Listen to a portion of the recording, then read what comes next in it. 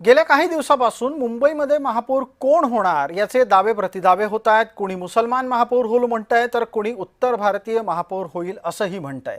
दरम्यान ठाकरे गटाला उत्तर भारतीय महापौर होण्याचं वक्तव्य फारच झोंबलंय अशा स्वरूपाने आठवण करून देत बुरखेवाली महापौर होणार याचं वाईट वाटलं नाही हे वक्तव्य नितेश राणे यांनी केलंय। त्यांनी तशा पद्धतीची भूमिका एका ट्विटवर केली आहे।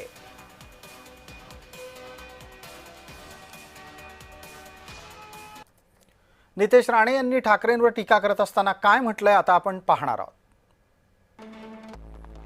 जितकी मिरची ठाकरे गटाला उत्तर भारतीय महापौर होईल या दाव्याची लागली आहे त्यापेक्षा कमीच बुरखेवाली महापौर होईल याची लागली नाही। आणि तशी का लागली नाही हा प्रश्न आहे।